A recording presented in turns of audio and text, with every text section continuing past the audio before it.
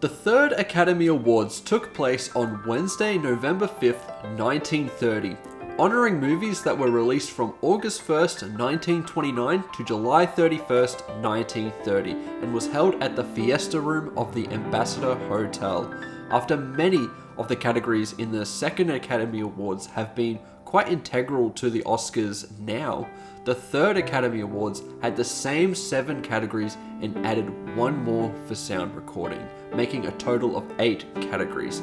This was the first time that voting took place from the full membership of the Academy of Motion Pictures, Arts and Sciences, rather than a select group of jurors, which changed the landscape of voting. The second and third Academy Awards were held during the beginning of the Great Depression, which, surprisingly enough, actually strengthened the landscape of cinema for consumers.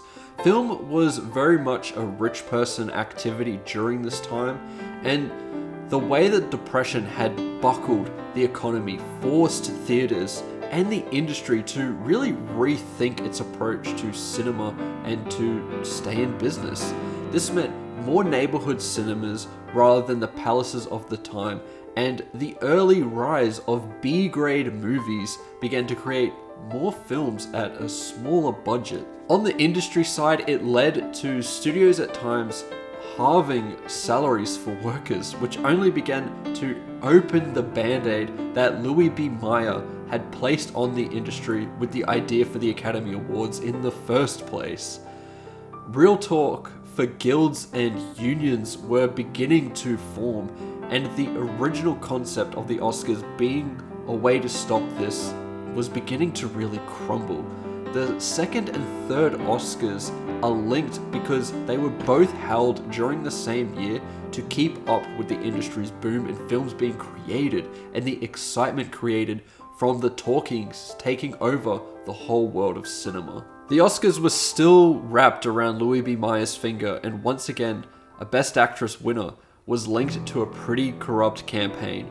Norma Shearer took home the award for Best Actress at the third Academy Awards for The Divorcee, a role that was earned from what is just pure sexual harassment.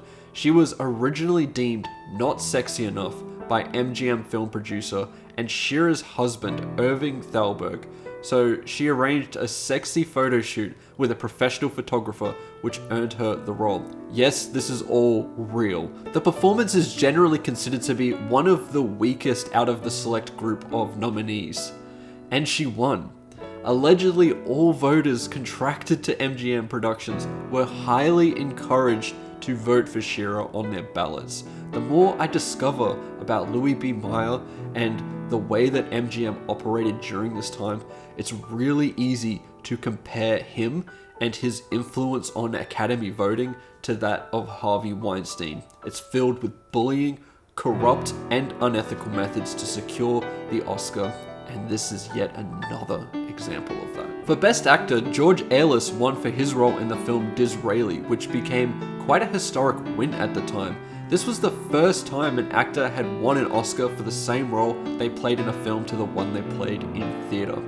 He was also the oldest to win the award at 62 years and 209 days, which was a record that stood for 40 years, and because of that, he is the earliest born person to win an Oscar, being born on the 10th of April in 1868. The winner for Best Picture for this year was All Quiet on the Western Front, which has only recently been remade in 2022 by Edward Berger.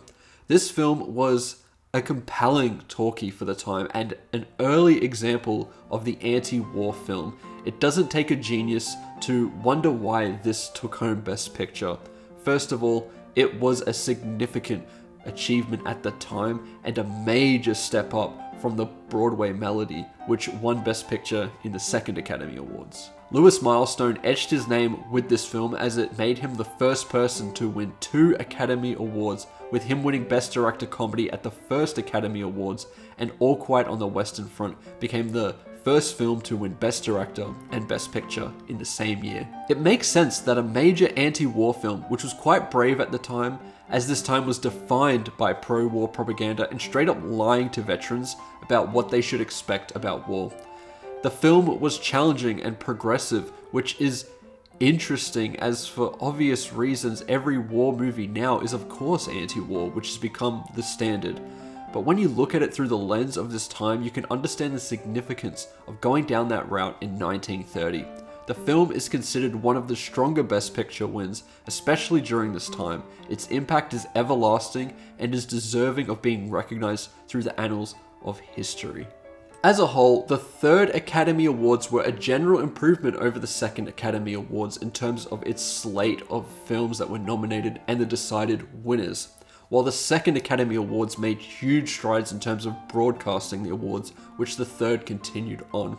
It would have been such an encouraging sign to have all of AMPAS vote rather than just a select jury. There were still unethical issues happening with the campaign process and women specifically being mistreated. The film industry would continue to be impacted due to the Great Depression, which further impacted the Academy Awards. And as we go further into this series, we'll also see how the beginnings of World War II impacted the Academy Awards. But that's all the time for today.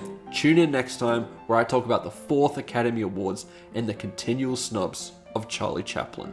Remember to like, subscribe, and become a member to see my reviews of the Best Picture winners from this time.